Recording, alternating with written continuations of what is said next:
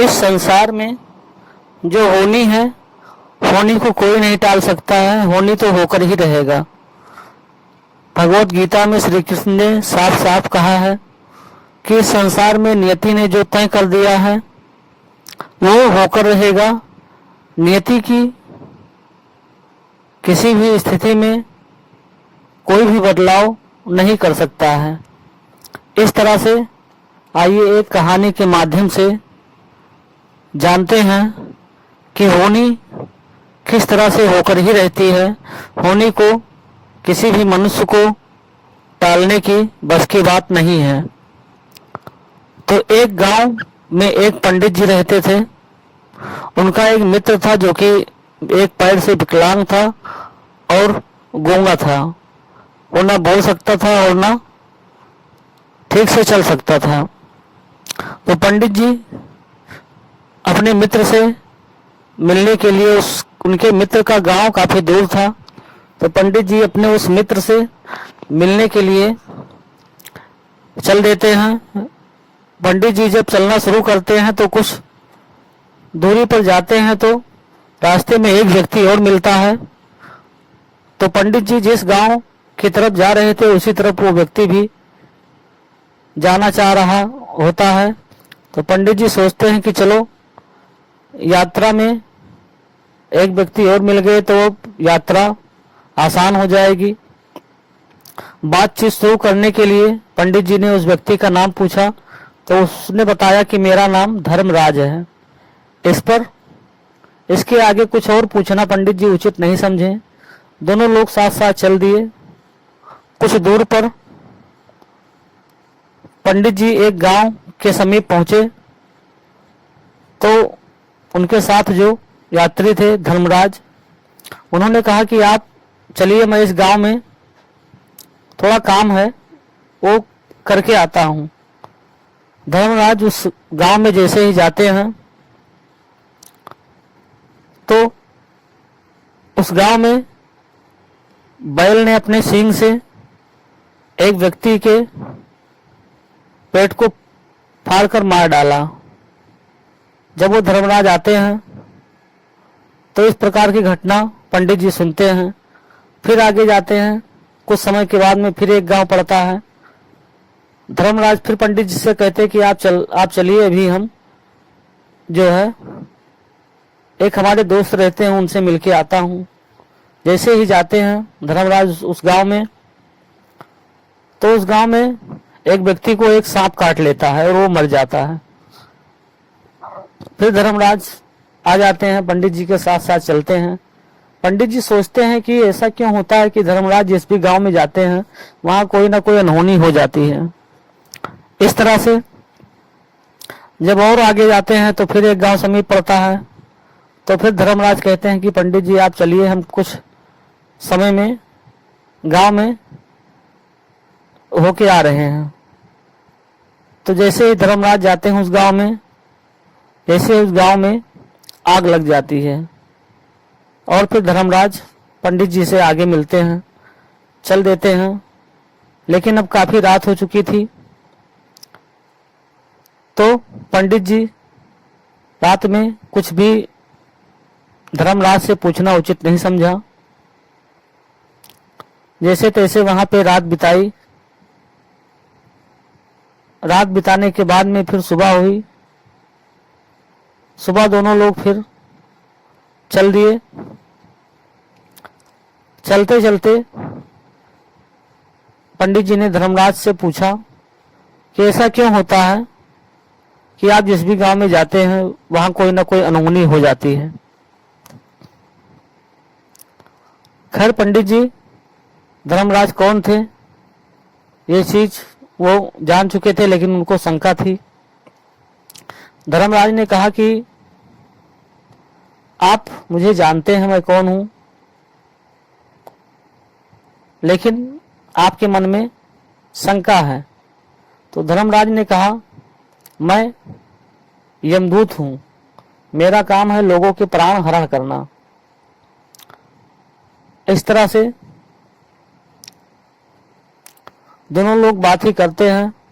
तब तक पंडित जी कहते हैं कि ये बताइए कि हमारी मृत्यु कब, कैसे और किस कारण से होगी।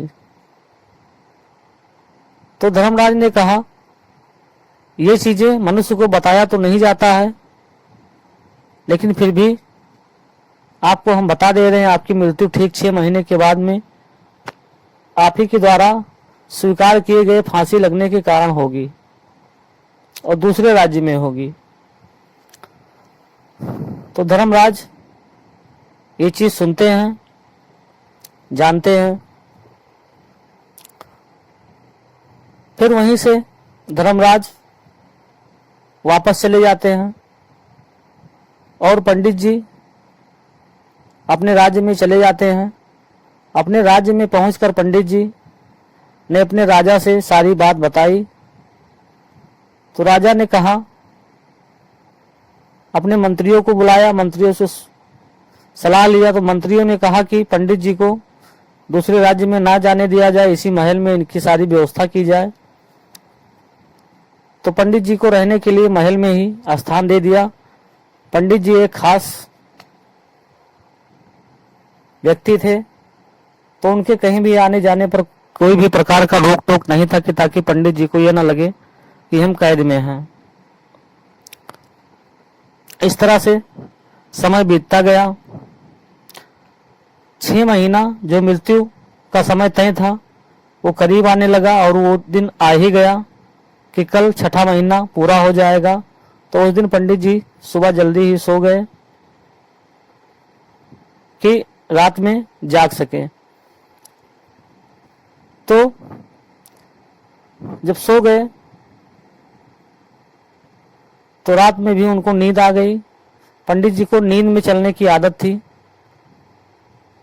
पंडित जी रात में सोचे थे कि मैं जागूंगा, लेकिन रात में भी उनको नींद आ गई और सो रहे थे और उनको नींद में चलने की आदत थी। तो वो नींद में ही उठे और अस्तबल की तरफ गए और जो सबसे तेज घोड़ा था उस पर बैठ लिए और वो घोड़ा जाके उनको दूसरे राज्य में, दूसरे राजा के एरिया में लेकर जाकर छोड़ा और दूसरे राजा के राजमहल में, उस स्थान पर जहाँ सैन्य महल था, जहाँ पे राजा रानी सोते थे, वहां पर पंडित जी को जाके वो घोड़ा उतारा और जहाँ दोनों पति पत्नी सोते थे वहीं पंडित जी भी जाकर सो गए। सुबह जब राजा ने देखा पंडित जी को तो राजा आग बबूला हो गए और तुरंत ही आदेश दिया कि पंडित जी को फांसी की सजा दी जाए इस गलती के लिए। तो पंडित जी ने राजा को पूरी घटना की बात बताई, लेकिन राजा ने सोचा कि अपनी जान बचाने के लिए कहानी बना रहे हैं। लेकिन पड़ोसी राजा उस राजा के मित्र थे, तो 2 सैनिकों को भेजा कि इनके बात का पता लगाओ कि क्या ये सही बता रहे हैं। तो 2 सैनिक राजा के यहाँ गए तो राजा से जी ने ये चीज कहा कि हाँ पंडित जी जो कह रहे हैं वो सही कह रहे हैं। लेकिन अब राजा ने फांसी की सजा दे दी तो अपना वचन भी वापस नहीं ले सकते थे और पंडित जी निर्दोष भी थे।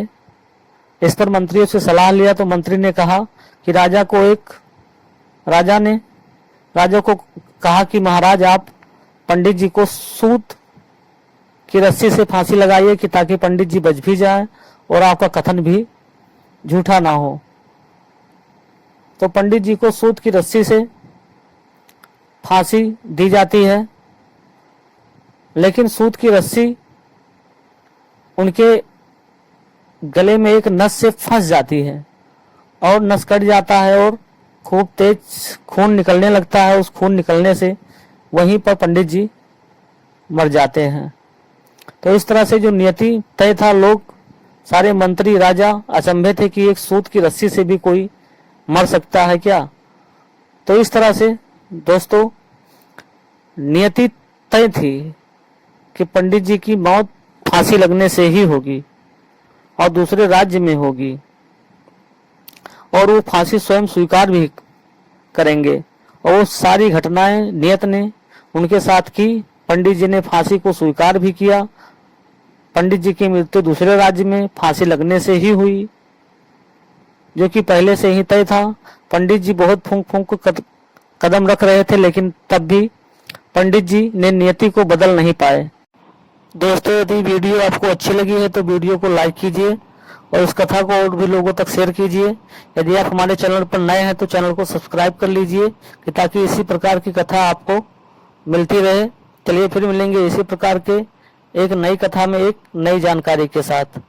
तब तक आप खुश रहिए, स्वस्थ रहिए। बहुत बहुत धन्यवाद।